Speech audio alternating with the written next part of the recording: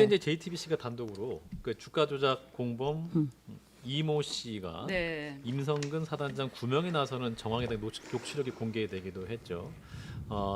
변호사시기도 하니까. 네. 이게 해병대 가족입니다 또. 아버지가 그러시군요. 128기라고 그때 얘기. 예. 128기요. 126기? 네네네. 예, 그러니까 이제 그 내 보면 이제 원래 별 3개 달아주려고 했던 거잖아. VIP에 연락하겠다. 사표 내지 말라고 해. 뭐 이런 내용이에요. 이 내용이 관련 수사에 어떤 영향을 미칠 수 있을까요? 이건 저는 아주 결정적인 정황 증거다 이렇게 생각합니다. 아, 그런가요? 네. 왜냐하면 이게 왜 중요하냐면요. 지금 이 사건 두 가지가 있죠. 네. 최상병의 죽음에 대한 책임 문제가 있고요. 또 하나의 축은 이 수사를 해나가는데 이 수사를 외압을 통해서 방해한 사건이 하나가 있는 네. 거예요. 그래서 이 방해를 하면서 박정훈 대령에게 누명을 씌우면서 이제 진행을 해나간 거죠. 근데 이걸 쭉 나중에 공수처하고 이렇게 해서 수사하고 또 그 다음에 여러 언론들이 파헤치면서 드러난 게 보니까 통화 기록 같은 게 나오면서 어떤 정황이 나오냐면 처음엔 대통령이 경로에서 알아서 밑에서 막 한 줄 알았는데 네. 그게 아니고 대통령이 직접 개입한 것 같다. 이런 정황까지 나온 거예요. 예. 그래서 대통령이 직접 개입해서 수사 외압을 어느 정도 관여한 것 같다까지 나왔는데 네. 그럼 대통령이 수사 외압을 했다 손 치더라도 이것이 만약에 대통령이야 이게 사단장이 그런 일일이 사단장이 이런 일에 다 문제가 되면 되겠냐라는 굉장히 꼴통 같은 생각이지만 네. 그럼에도 불구하고 이것이 나름의 공적인 생각에서 했다라고 한다면 예. 네. 이것이 과연 그렇게 심각한 문제가 있긴 하지만 비난 가능성은 있지만 그렇게 심각한 대통령 자격 문제까지 가는 문제냐 이렇게 얘기할 수 있거든요. 그러면 여기서 대통령의 자격 문제가 논의되는 결정적인 기준은 뭐냐? 이게 사적 이해관계가 연루돼 있냐 없냐예요. 그럼 여기서 권력을 사유화했느냐 없느냐의 기준은 뭐냐? 이 동기예요. 동기. 네. 왜 이런 행동을 동기가 했느냐 지금. 그렇죠. 임성근 사단장을 네. 그냥 자기의 공적 꼴통 같은 어떤 아주 보수 철학이라고 합시다. 철학 때문에 예, 발음 보수 말고 철학이 너무 그래서 예. 그랬느냐 예. 아주 그 고집이 세서 네. 아니면 개인적인 어떤 사적 그 동기 때문에 그랬느냐에 네. 그게 여기서 이제 정황이 나온 거죠. 그러니까 보니까 여기서 이제 좀 의심이 드는 것은 김건희 여사의 주가 조작 사건 그 사건의 공범 가장 결정적인 2차 주가 조작에 2차 주가 조작이 20억이 넘는 이득을 얻은 거예요. 1차는 얼마 손해가 났다 이런 얘기도 있고. 네. 그래서 이 결정적인 공범의 진술이 김건희 여사의 이 수사에서 엄청나게 중요하거든요. 네네. 왜냐하면 이 2차 주가 조작이 중요한 사건이에요. 김건희 여사가 만약에 문제된다면 네. 1차는 별로 이익을 얻은 게 없기 때문에. 네. 그럼 여기서 이 사람의 진술이 결정적인데 이 사람의 이 사람이 어떻게 진술하냐 중요하기 때문에 이 사람의 압력, 이 사람의 어떤 청원, 이 사람의 청탁 이런 것에 약할 수밖에 없는 거죠. 네. 네. 그래서 이 사람한테 뭔가 이런 것들을 갖다가 잘 하기 위해서 네. 이 임성근 사단장에 대한 이 주포의 그 청탁 요청을 네. 이것을 거절할 수 없는 요구를 들어주는 했을 것이다. 그렇죠. 들어주는 과정에서 이런 외압이 형성이 됐다. 이게 이제 지금 의심이 되는 거잖아요. 근데 이제 일각에서는 네. 이분이 허풍 떤 거 아니냐. 어떤 VIP와의 관련성을 좀 부각시키고 나 센 사람이야. 네. 호가호이 하고 안. 근데 호가호이 한 것이 그렇게 아니냐. 보기에는 조금 너무 구체적인 게 거기서 보면 포스타라는 얘기가 나오죠. 그러니까 포스타를 기대하는 거죠. 그러니까 원하는 예, 거죠. 그러니까 그 해병대 사단장을 별 4개를 만들겠다 뭐 예. 이런 얘기 나오는데 이게 벌써 작년 이제 작년 얘기잖아요, 8월, 이게. 네네.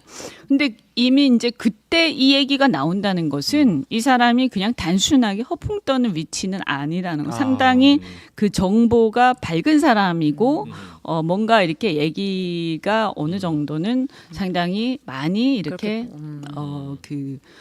깊게 이렇게 관여가 돼 있는 사람으로 이제 그 우리가 짐작할 수 있는 거죠. 네, 그렇게 근데 어쨌든 볼 수 있겠다. 그래서 뭐냐면 이것은 결정적인 정황 증거인 거예요. 네, 근데 네. 결국 뭐냐 하면 그래서 특검을 해야 되는 거예요. 특검이 그러면 필요하다. 이 상황에서 그러면 결국에는 이제는 결정적인 정황 증거가 나왔는데 동기가 나왔잖아요. 네.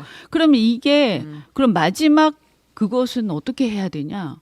결국에는 강제 수사를 하든 뭘 하든 해서 다 수사를 해야 되는데 누굴 수사해야 되냐? 이제 남은 것은 대통령과 대통령 영부인밖에 안 남은 거 아닙니까? 결정적으로 임사단장하고 이런 예. 분들 그러면 이걸 특검 말고는 방법이 할수 없다. 있는 사람이 없죠. 근데 지금 특검법을 통과시켰는데 대통령이 거부권 행사를 했잖아요. 결국에 또 제의를 해야 될 텐데 지금 이 상태로 200명을 넘기기는 현실적으로 쉽지 않은 거 아닙니까? 지금 상황을 보면 뭐 솔직히 말씀드리면 네, 쉽지 네. 않죠. 한동훈 위원장이 큰 소리 치지만 제가 볼 때는 전혀 뭐 아무런 뭐 법안을 발의하는 것도 없고 뭐 어떤 의지가 안 보이죠. 네. 그럼 좀 전략적으로 민주당에서 이제 이거를 합의할 수 있는 안을 조금 수정해 볼 수도 있는 거 아니에요?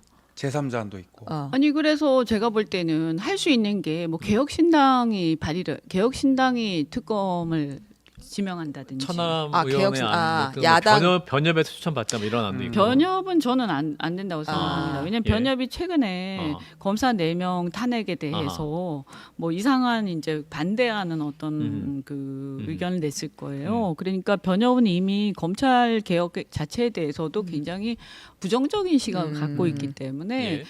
이미 약간 이렇게 바이어스 돼 있다. 그래서 어느 한쪽에 좀 치우쳐 있는 입장이 변협이 굉장히 그때마다 좀 다른데 대개는 이제 변협이 공정한 편인데 때에 따라서는 이게 좀 편파적인 경우도 있어요. 그래서 지금은 좀 어려운 상황이고요. 이것은 어느 한 기관을 얘기를 하기보다는 네. 어쨌든 정치 집단으로 보자면 현재로서는 가장 많이 양보할 수 있는 게 개혁신당이 추천하는 후보 그 특검을 갖다가 지명한다든지 이런 정도 아닐까 싶은데 그 부분도 우리 당에서 네. 그러면 의원들이 이제 어떻게 생각할지 그래 아니면 이제 개혁신당과 조국 신당이 합의한다든지 그러니까 3당들이 모여서 네, 네. 합의한다든지 그러니까 민주당이 하는 것을 못 이제 믿겠다면? 못 믿겠다라는 네. 거잖아요. 네. 그런데 이제 여당은 당사자니까 이해관계자니까 여당도 사실 배제하는 게 맞고요. 네. 근데 우리 당이 하는 걸 못 믿겠다라고 한다면 3당들이 모여서 합의하는 정도가 그리고 뭐 예를 들면 뭐 이제 국민들이라든가 어떤 제3의 국민들 단체라든가 뭐 이런 게 있을 수도 있겠죠. 네, 미국 순방 중인 윤석열 대통령이 전자결제를 통해 최상병 특검법에 대한 거부권을 행사했습니다. 임성근 전 사단장의 혐의를 뺀 경찰의 수사 결과가 나온 지 하루 만인데 야당은 곧바로 규탄 대회를 열고 강하게 반발했습니다. 이승환 기자입니다. 한덕수 국무총리 주재로 열린 국무회의에서 최상병 특검법 제2요구안을 의결한 지 3시간여 만에 윤석열 대통령이 제2요구권을 행사했습니다. 특검법이 야당 주도로 국회 본회의를 통과한 지 닷새 만입니다. 미국 순방 중인 윤 대통령은 전자결제 방식으로 제2요구안을 제거했습니다. 대통령실은 경찰 수사 결과로 실체적 진실과 책임 소재가 밝혀진 상황에서 야당이 일방적으로 밀어붙인 순직해병 특검법은 이제 철회되어야 한다고 입장을 밝혔습니다. 박성재 법무부 장관은 이번 특검법이 21대 국회에서 폐기된 특검법보다 더 문제가 많다고 지적했습니다. 특검 임명 간주 규정, 기존 기소된 사건의 공소 취소 규정, 준비 기간 중 수사 가능 규정 등 위헌 소지가 다분한 규정들이 추가되어 위헌성이 더욱 가중되었고 민주당 등 야당은 거부권 행사를 윤석열 정권의 대국민 선전포고로 규정했습니다. 얼마나 큰 죄를 지었길래 해병대원 특검법을 2번이나 거부한 것입니까? 특검법 거부는 대통령 스스로 범인이라고 자백한 것입니다. 국민의힘은 특검 추진이 최상병의 죽음을 정치적으로 이용하고 정쟁의 도구로 삼겠다는 것이라며 맞섰습니다. 진실보다 정쟁과 공세만이 가득한 특검보다는 공수처의 수사 결과를 기다리는 것이 순리입니다. 야당은 곧바로 재표결을 추진하기보다 7월 임시국회 기간 여당과 합의를 시도해보겠다는 입장입니다. JTBC 이승환입니다.